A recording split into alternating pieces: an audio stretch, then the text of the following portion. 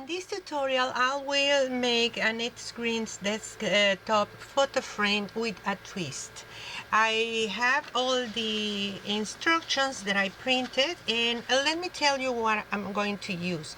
The black chipboard, this beautiful Deluxe collector edition, a nature notebook which include sticker sheets and chipboards. Also, for this project I wanted to use some embellishments, this one that you are watching on the screen, and everything is going to be listed in my blog and Graphic 45 blogs. Of course, some dies and some another ribbons and a little thing extra. Well, first I pre-cut all the chipboard pieces as is in the instruction sheet. And this is, by the way, a really easy to follow tutorial, and it looks amazing on my desk already. Okay, you are watching here all the pieces. You can download the instruction printed and then just follow them. It's really easy. The piece that I made the twist is with these two pieces of chipboard, which measures 12 by 1 inch wide. Okay, so one of them is already cut at 8 inches, as you are watching here, and I made a mark with my pencil in the half. I mean, it's a 4 and a 4. Okay, now I'm going to cut this another one, because we need two pieces of this to make the twist, because I want to use this photo frame on my desk, but also I want it to be an organizer. Okay, so I'm marking first the 4 and now 8, and I'm going to cut out this extra piece, and this is ready to use at the moment that we need it. Okay, now let me tell you which papers I selected for each one of the matting. The first one is the wildflower bouquet, and this piece that measures 5 by 9 3/4. Everything is distressed, all right?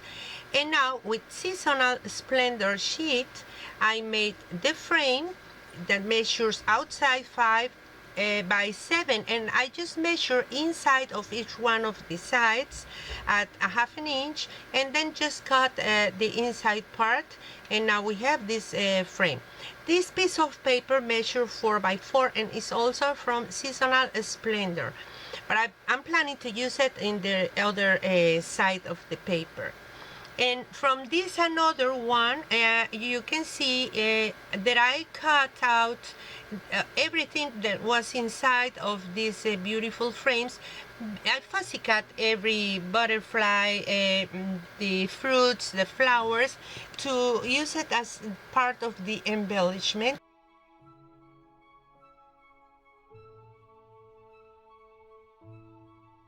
With the big piece of the Seasonal Splendor sheet, I already cut two strips that measures 1 inch, and the long that is left in. Okay, so and this is going to be to cover outside the box. Now for the inside of the box, I'm also using this piece. I already cut at 4, and now I'm going to cut at 5. Then in the side that measure 4, I'm going to cut two strips that measure 1 inch each one. In this case, I'm going to have two strips that measure 1 inch by 5. And now with this paper, I already turned it to the left and cut it at slightly shorter than 4. And then I'm cutting again at 1 and at 1. We will have 4 pieces to cover inside the tiny box, and I'm going to distress everything, of course, to make this even with the rest of the papers.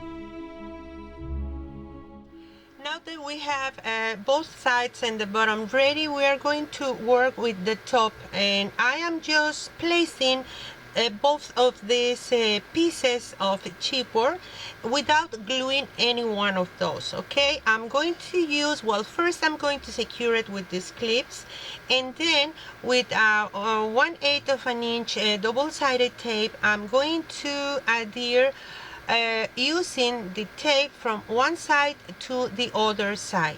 What happened in this way is that we are going to secure the top piece of chipboard to the whole structures, and now we can remove the piece that is behind. Okay, and this is going to be the space that we need to introduce a 4x6 picture in this beautiful frame.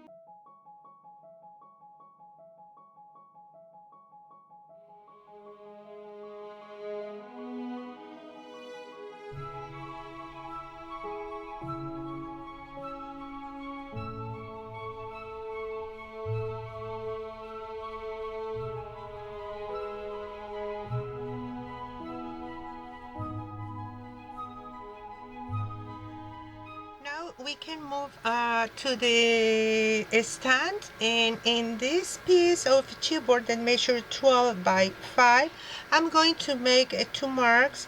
One is at 7 inches and the other one is at 9.5.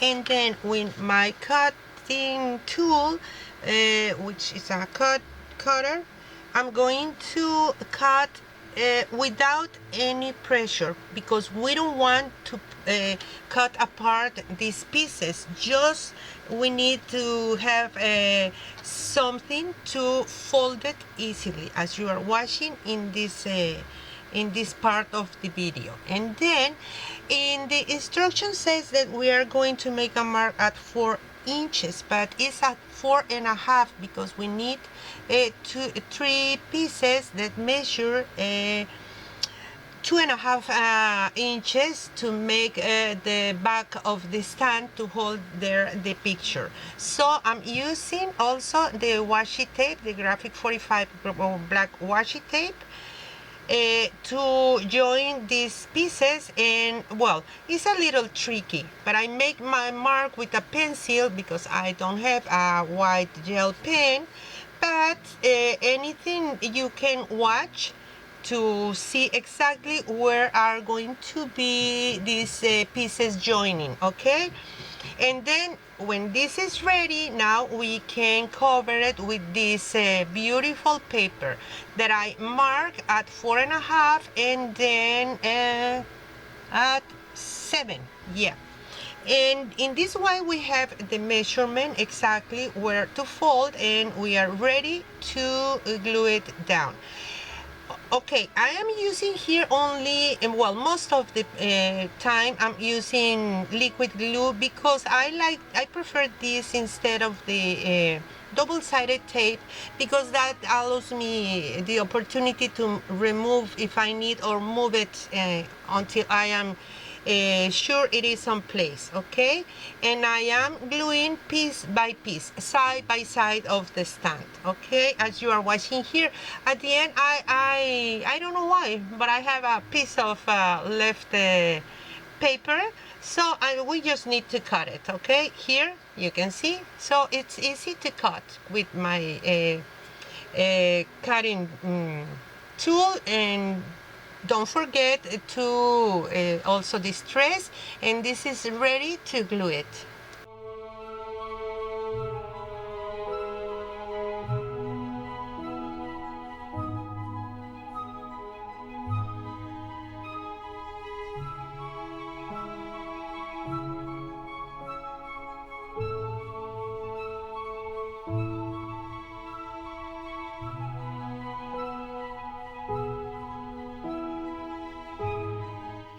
And now that we have everything ready, we are going to make the twist that I am including. Remember these two pieces that measure 1 by 8? Well, I am just sliding cutting at the measurement of 4, because we need a square to add on top of the base. So just watch what I am doing here. I am just gluing it, but also I decided to add some double-sided tape to join this the corners that I am gluing together. In that way, I am sure it's going to be secure. And now we are ready to put the other side also. And I am using the piece of paper, the graphic 45 paper, just to be sure it's a square, this piece, okay? Now we are ready to matting also this piece.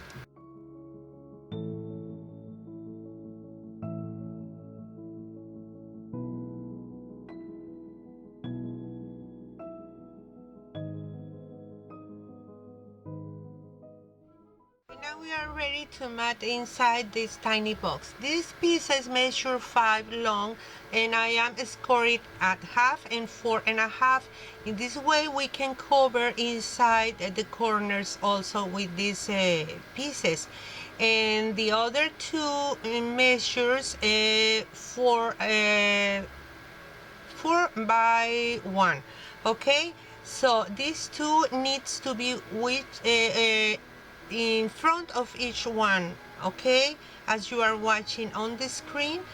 And then the other ones are going to be also one facing the short is going to be facing the short, and the long is going to be facing the long one.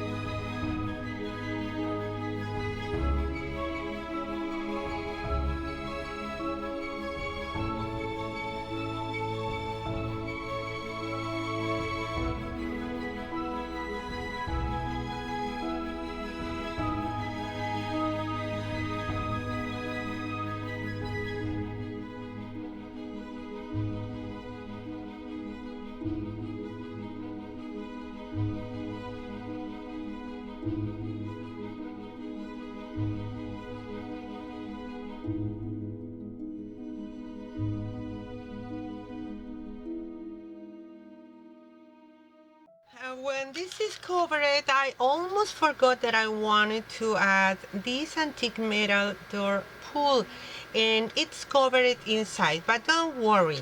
Everything can be fixed. We are just going to add a piece of paper inside of the box to cover the back of the brads, all right?